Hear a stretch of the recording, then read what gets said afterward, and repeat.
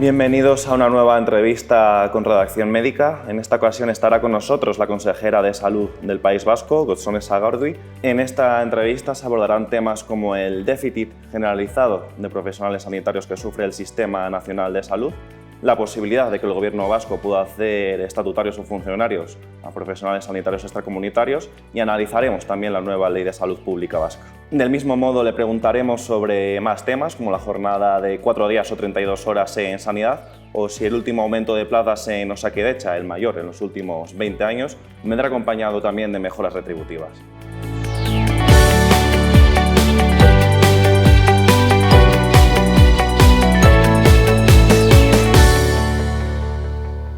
Consejera Ongi Etorri, muchas gracias por estar aquí en Redacción Médica con nosotros. Eskerrik asko zuei, siempre es un placer poder visitaros. Recientemente se han aprobado unas cuentas para el próximo 2023 con 4.638,9 millones de euros. Y bueno, quería empezar preguntándole qué hace diferente a estos presupuestos respecto a los que hemos tenido anteriormente. Bueno, en estos momentos estamos todavía en la tramitación presupuestaria, esa es la propuesta que nosotros hemos presentado como departamento. ¿Y qué es lo que hace diferente? Pues hace diferente primero el incremento que nuevamente se sucede en el presupuesto de salud.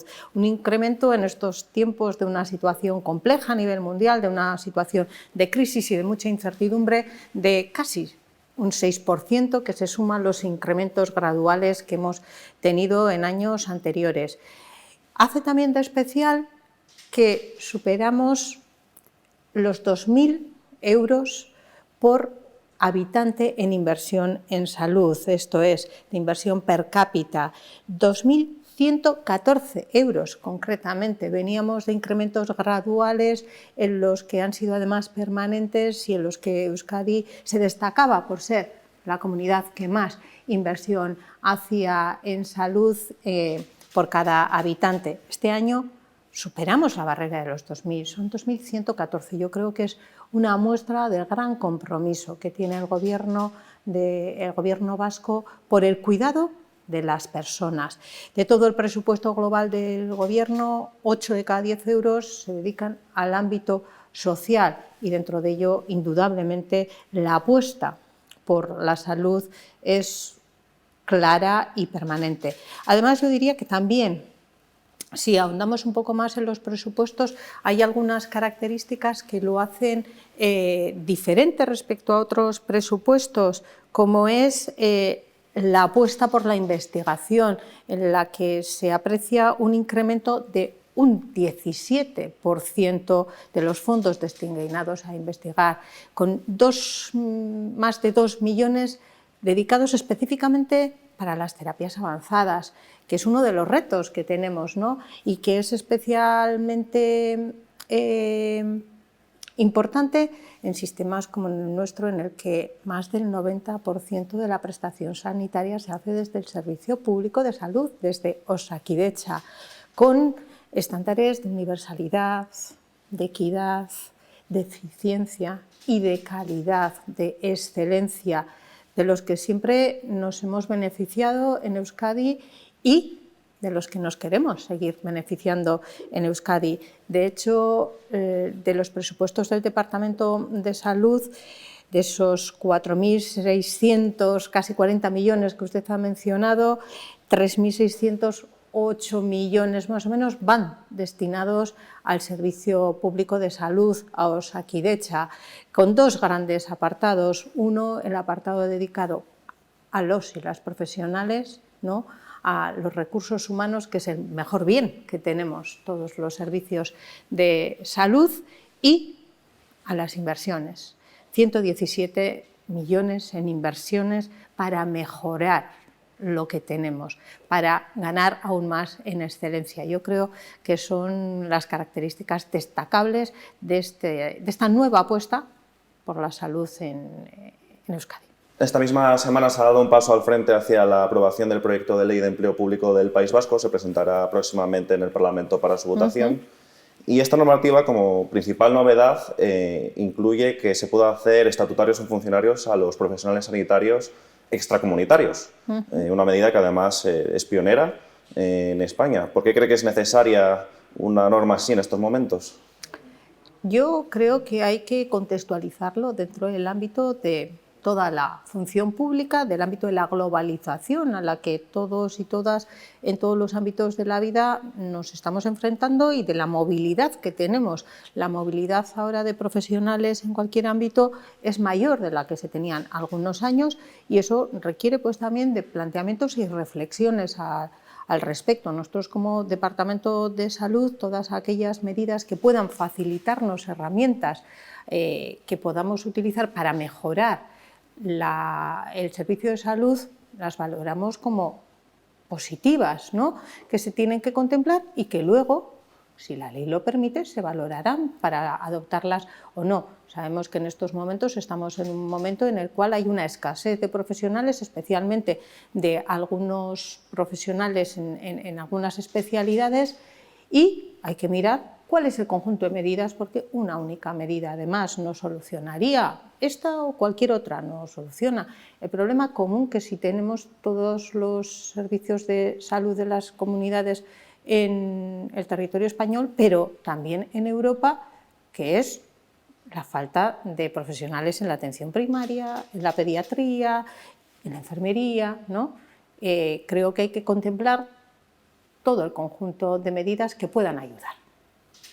La cuestión es que esta normativa contempla eliminar el requisito de nacionalidad, ¿no? En caso de necesidad para poder hacer estatutarios o funcionarios a profesionales extracomunitarios.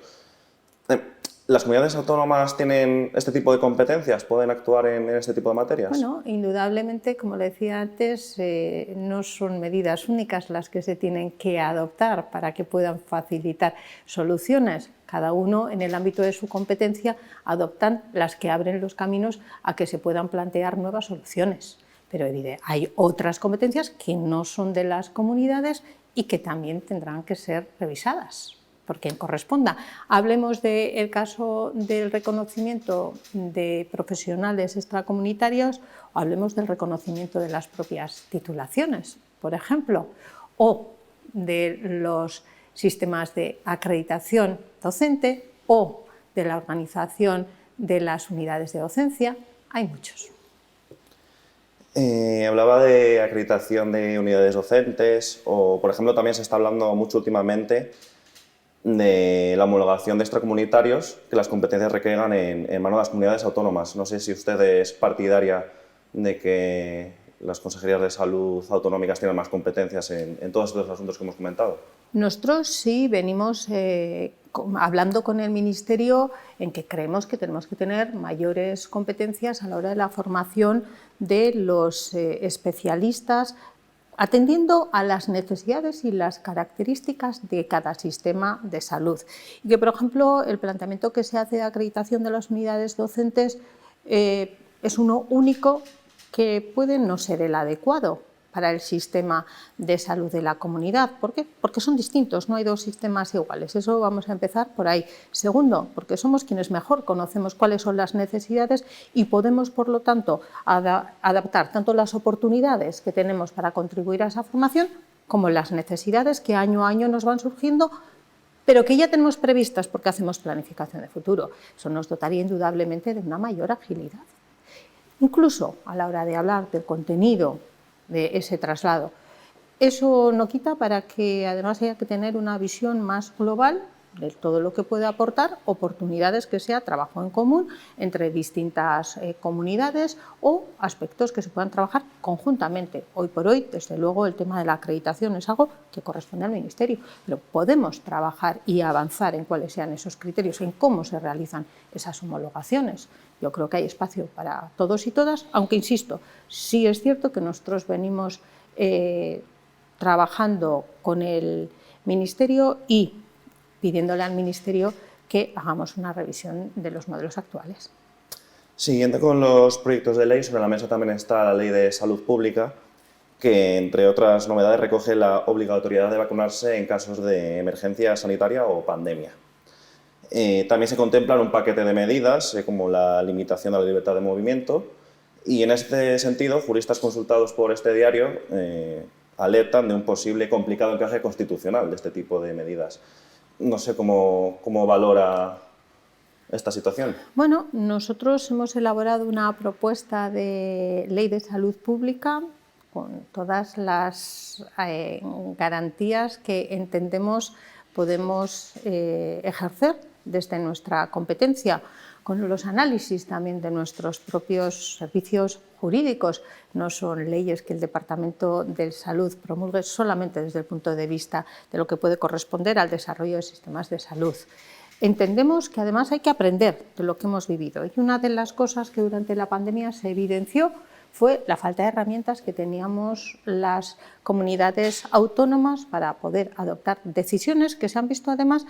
Usted ha mencionado una de ellas, como era la limitación de la movilidad en algunos momentos en los que la transmisión de la COVID-19 estaba tan intensificada y que se ha mostrado que son efectivas. Eso es lo que pretendemos nosotros, entre otras muchas cosas, porque la Ley de Salud Pública de Euskadi contempla muchas más cosas, contempla el concepto de salud pública, que a veces equivocamos, por ejemplo, con el de prestación de servicios sanitarios públicos, esto es con Osakidetza, no, va mucho más allá, contempla herramientas que puedan hacer viable eso desde la transversalidad, desde la salud en todas las políticas, y contempla herramientas como las que usted ha mencionado, que en casos como el que recientemente acabamos de vivir nos puedan servir para poder llevar a cabo lo que es nuestra encomienda y es nuestra competencia de las comunidades autónomas, el cuidado de la salud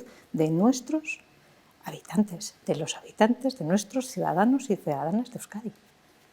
¿Considera que la pandemia del COVID-19 ha puesto de manifiesto que las comunidades autónomas no cuentan con las herramientas suficientes o necesarias para afrontar este tipo de situaciones? Nosotros lo hemos manifestado en más de una ocasión en los distintos foros en los que hemos participado y en los que hemos compartido con otras comunidades y con el propio Ministerio, partiendo del principio de que la competencia en servicios de salud, en materia de salud, es de las comunidades. Puede ser la coordinación, está en el Ministerio, pero coordinar no es lo mismo que tener que hacer la preservación y la prestación del servicio, y eso es competencia nuestra.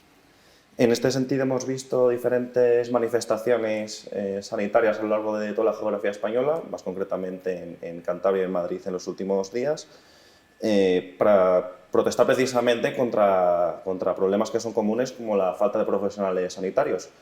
En este sentido, ¿hasta qué punto las comunidades autónomas tienen margen de maniobra para hacer frente a estas situaciones? Mire, primero enlazando con la pregunta anterior, el decir que hemos aprendido también de la experiencia que hemos vivido con medidas que se han adoptado y que después se han puesto en entredicho porque se entendía que las comunidades autónomas no podíamos adoptarlas, ¿no? Con lo cual, un argumento más para que efectivamente quienes tenemos que llevar a cabo la competencia contamos con las herramientas que no solo son sanitarias, sino que también tienen que ser legislativas necesarias para ello. En el tema de la falta de profesionales, antes lo mencionábamos, ¿no? Que no es solo una única medida la que va a ayudar a que esta situación se pueda paliar. Hay medidas a corto, a medio y a largo plazo, pero hace falta medidas a corto plazo, eso es así. Nosotros ya en verano proponíamos algunas concretas a la ministra. En mi caso, junto con el consejero de Galicia, le proponíamos a la ministra, por ejemplo, que contemplara la creación de la especialidad de urgencias y emergencias. Le planteábamos a la ministra que contemplara la posibilidad de que las plazas MIR que habían quedado vacantes se pudieran cubrir con personas que sí habían superado el examen y personas, estamos diciendo que uniformadas, de un proceso universitario de 6 años y que luego van a seguir además en su formación, porque el acceso al MIR es el acceso a una formación especializada, ¿no? Son medidas de corto plazo que pueden ayudar a que el efecto también se vea a corto plazo, porque hay otras medidas que habrá que adoptar a medio y a largo, como es el revisar esa planificación que se estableció allá por el 87 de la previsión de falta de profesionales, pero que no se ha vuelto a revisar y que está haciendo lo que nos está pasando hoy. ¿no? Que tenemos más profesionales que salen del sistema por cuestión de edad que los que podemos tener para contratar. En este sentido, ¿cómo valora que está siendo el papel del Ministerio de Sanidad? El Ministerio de Sanidad es consciente del problema, de hecho lo ha documentado, ha hecho informes al respecto, tratando de hacer esa proyección de cuál va a ser el futuro en las distintas especialidades, indudablemente. Pero yo sí creo que es necesario que a corto se tomen una serie de medidas como las que yo, por ejemplo, le acabo de mencionar, y ahí hoy es el día que no tenemos respuesta. En este contexto hemos comentado la importancia de formar nuevos profesionales. La Universidad del País Vasco está pendiente de abrir una nueva facultad de Medicina y Enfermería. Según las previsiones, empezaría a trabajar en el curso 2025-2026, lo que supone un retraso respecto a las previsiones iniciales. ¿Qué es lo que ha pasado en todo este proceso? ¿Cuál es la complejidad de poner en marcha una nueva facultad? Bueno, en este caso creo que estamos hablando de la complejidad ya en este momento, de la complejidad de llevar adelante el proyecto constructivo. Ya hubo un posicionamiento firme y decidido de una propuesta, tanto de espacio como de presupuesto, para que se materializara. Porque ahí, desde luego, tanto el Gobierno como la universidad tenían claro que era necesario actualizar las prestaciones, las infraestructuras de la Facultad de Medicina actuales, de la que yo fui alumna, y que se requería de otro tipo de respuesta. Yo creo que además es una grandísima oportunidad porque se va a construir junto al Hospital de Basurto, en Bilbao, ¿no?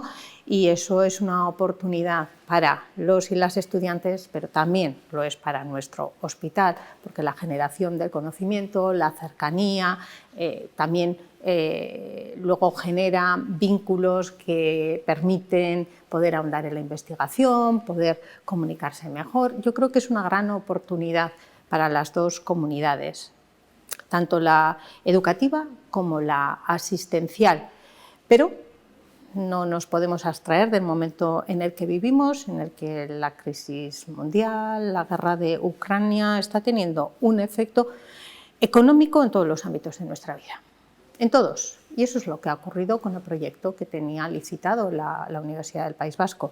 El Gobierno sigue convencido de la necesidad de ese proyecto y, de hecho, prácticamente ha triplicado la ayuda económica que se le va a prestar al proyecto para que puedan seguir adelante la universidad con ello. Esperemos que en esta nueva licitación, que si no ha salido estará a punto de salir, se pueda realizar una adjudicación que permita que antes que después empiece y tome marcha las obras de la construcción de la nueva facultad.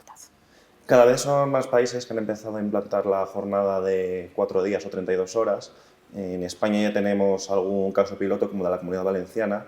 No sé si considera que en el caso de Osakidetza o de los sistemas de salud en general es posible aplicar a día de hoy una jornada de 4 días. Yo creo que eso entra dentro del ámbito de trabajo, de lo que son las relaciones entre la institución y los agentes sociales, en los que se puedan conciliar aquellos modelos que son necesarios para prestar una atención, que recordemos en nuestro caso son 24 horas al día, 7 días a la semana, todos los días del año. Eso no lo debemos de olvidar porque nos tenemos que centrar en la persona a la que tenemos que atender, sobre la que tenemos que organizar nuestro sistema.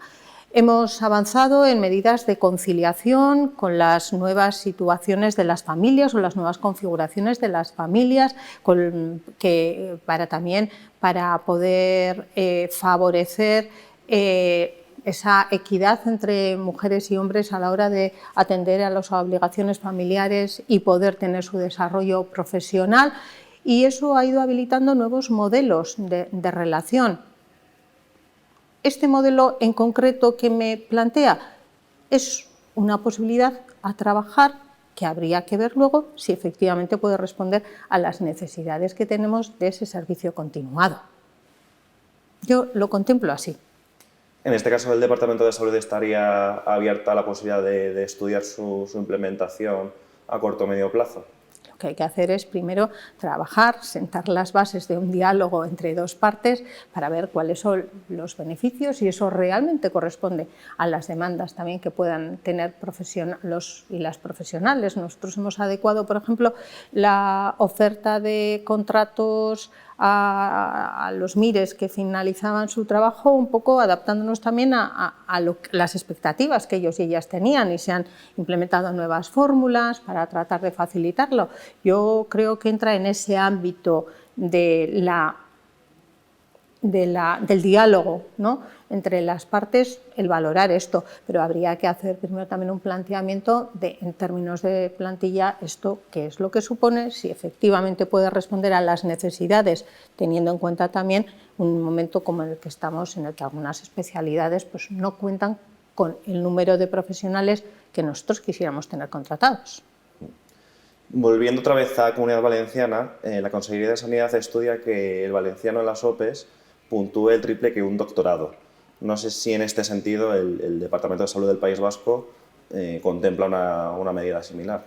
Nosotros ya tenemos en todos nuestros sistemas de contratación y en este caso en las convocatorias que desarrolla las ofertas públicas de empleo que tenemos, proceso en el que estamos absolutamente inmersos además este año y vamos a estar también el próximo año, porque la apuesta por la consolidación de las plantillas, por la funcionalización y estabilización de nuestros profesionales para nosotros es clave, y ya se contempla el euskera como conocimiento reconocido, porque estamos en una sociedad bilingüe.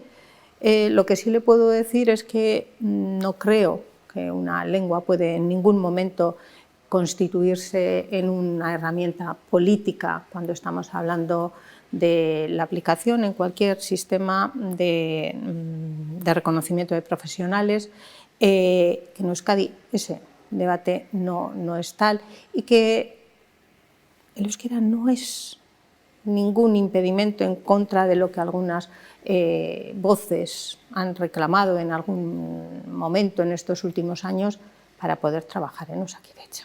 Hoy por hoy, todo aquel o aquella profesional que quiera trabajar con nosotros, sobre todo en el ámbito de la atención primaria, que se ha puesto esto como excusa de que fuera un motivo de dificultad para trabajar en Euskadi, no es real. Todo aquel o aquella profesional que ha querido trabajar con nosotros o que quiere trabajar con nosotros en la atención primaria no es una cuestión de lingüística. Hay sitio para todos y para todas. Tampoco debemos de olvidar que la ciudadanía también hace ejercicio de su derecho de utilizar su lengua. En este caso, en Euskadi son dos lenguas y una es el euskera. Claro, en este sentido, en un contexto de déficit de profesionales, como hemos comentado, ¿qué le diría a ese profesional de otra comunidad que quizá está pensando en trabajar en Osakidetza y que quizá el euskera le tira para atrás a la hora de optar por el País Vasco? Pues que hay oportunidades para todos y para todas en Euskadi y que nosotros tenemos establecido entre la función pública unos sistemas de acreditación de perfiles lingüísticos para los puestos de las distintas categorías, que es un plan que es conocido y que, por lo tanto, en nuestra comunidad tiene una oportunidad como en otras. Este mismo año el Gobierno vasco también ha aprobado un incremento de 2.467 plazas en la plantilla estructural de Osakidetza, es el mayor aumento de plantilla en 20 años. ¿Estos aumentos de plazas van a ir también acompañados de mejoras retributivas? Yo creo que primero tenemos que empezar por reconocer, ¿no?, que Euskadi es la comunidad que más invierte en salud. Y mire que he dicho invierte, no he dicho gaste, he dicho invierte, porque yo creo que en salud y en políticas sociales se invierte. Por otro lado, también cuando hemos hecho el repaso a los presupuestos hemos visto que la mayor partida de Osakidetza se destina precisamente al pago de los y las profesionales del servicio público de salud.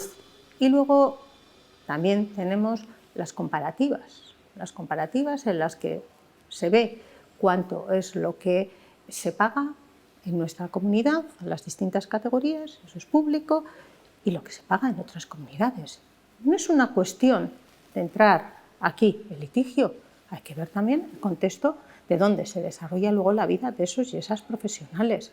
Yo creo que tenemos a los profesionales con unos sueldos que están bien reconocidos. Creo que además también tenemos otras herramientas que reconocen cuando esos profesionales tienen que dedicar un mayor número de horas y o tienen que atender a cupos que no son los que estrictamente les corresponden. Todo eso nosotros lo tenemos contemplado. Creo realmente que tenemos un sistema retributivo en el Servicio Vasco de Salud bien fundamentado y bien dotado económicamente. Acabamos de hacer una inversión de 360 millones para el pago de la carrera profesional de nuestros profesionales en Osakidetza, 360 millones. Como ve, yo creo que no es una cuestión estrictamente económica. Consejera, quedan 2 años más de legislatura. ¿Cuáles son los proyectos o medidas que le gustaría ver culminada cuando termine este mandato? Nosotros tenemos la misma ilusión que al inicio de la legislatura. Ya establecimos en nuestro plan estratégico, desde luego, cuáles eran nuestras prioridades y cuáles iban a ser nuestros proyectos. Los vamos llevando adelante. Usted ha mencionado la Ley de Salud Pública, que ahora está en el Parlamento, pero además tenemos el Plan de Salud Mental, la Estrategia de Salud Mental, que esperamos terminar para diciembre o así, el plan de salud, porque la pandemia nos pilló ahí finalizando el anterior plan de salud y es básico para poder planificar todo el sistema en salud con todos los agentes que lo conformamos, que no es solamente el Servicio Público de Salud, sino que el plan de salud nos concierne a muchos más agentes. Y esperamos tenerlo finalizado para diciembre. Tenemos toda la implementación y renovación de tecnología en la atención primaria. Nosotros hemos hecho una apuesta ahí desde el inicio de la legislatura. Creamos una subdirección de atención primaria porque pensábamos que en estos tiempos que teníamos ya encima era importante que también tuviera una presencia específica dentro de nuestro equipo de dirección general, acompañada de un plan de inversiones que de aquí al 24 nos va a permitir renovar todos los equipamientos de atención primaria y mejorarlo, incluso con todas las oportunidades que las nuevas tecnologías nos van facilitando. Estamos en una actualización de la cartera de servicios de Osakidetza para mejorar, indudablemente, acompañada también de un plan de inversiones en nuestros grandes hospitales, pues porque los requerimientos de hoy en día de la sociedad son esos, y tenemos un plan de inversiones para el Hospital de Galdácano, para el Hospital de Basurto, para el Hospital de Cruces, para el Donostia. Estamos con el proyecto de la protonterapia, proyecto que para nosotros también es además una muestra de la colaboración público-privada y que esperamos para el final de esta legislatura dejarlo, si no ya puesto en marcha, porque son proyectos complejos y desde luego encaminado a que se lleve adelante. Como ves, son numerosos los frentes y, por supuesto, y cómo no, el tratar de mejorar y tratar de ampliar, ¿no?, la medida que se pueda, pues todos aquellos aspectos que a nuestros profesionales pues les ayuda a poder prestar un mejor servicio. Además, les ayuda a poder crecer profesionalmente, como esto el ámbito de su formación, y sobre todo les ayuda a seguir sintiéndose orgullosos, como estamos tan orgullosos de pertenecer a este Departamento de Salud, de pertenecer a este Servicio Público de Salud que es Osakidetza. Comentaba precisamente uno de los aspectos de la colaboración público-privada. No sé si considera que es fundamental para garantizar la sostenibilidad del sistema. Nosotros en Euskadi, en todas las políticas, tenemos una tradición de colaboración público-privada. Yo le he mencionado el aparato de protonterapia que, a través de la iniciativa que tuvo la Fundación Amancio Ortega, se va a llevar a cabo, pero que además significa también una parte de compromiso público, porque hay unas instalaciones, hay unos equipamientos complementarios, hay una formación de los profesionales, pero evidentemente que te puedan facilitar la adquisición del aparato, son 18 millones, es algo que es bueno, sobre todo porque la intención es directa, revertir en la mejora del servicio público, con un acceso universal a todos aquellos pacientes, bien de Euskadi o bien de las comunidades a las que vamos a prestar servicio en oncología, lo puedan requerir. Pero hay más, porque también en la investigación, por ejemplo, nosotros la nueva estrategia de investigación que hemos lanzado y que es otro de nuestros proyectos de legislatura, lo que se esfuerza es en tratar de vincular esas iniciativas que son a veces privadas, que son empresariales o que pueden ser de nuevos emprendimientos, con facilitar soluciones a las preguntas que generan la investigación, que son las preguntas que nuestros profesionales, que son los que están con los pacientes, se hacen, y tratar de facilitarles soluciones de mejora hacia ello. No estamos hablando de sostenibilidad, estamos hablando de un sistema en el que los agentes, cada uno, aportamos con una parte sustancial de, en este caso, por ejemplo, nosotros, conocimiento. Son sistemas que yo creo que lo que hacen es mejorar al servicio público y también hacer que ese desarrollo económico que se genera en el territorio y que es necesario revierta en los propios servicios, en este caso de salud. Consejera, eskerrik asko y esperemos verla pronto de nuevo por Redacción Médica. Un placer eta nahi duzuen erarte. Eskerrik asko.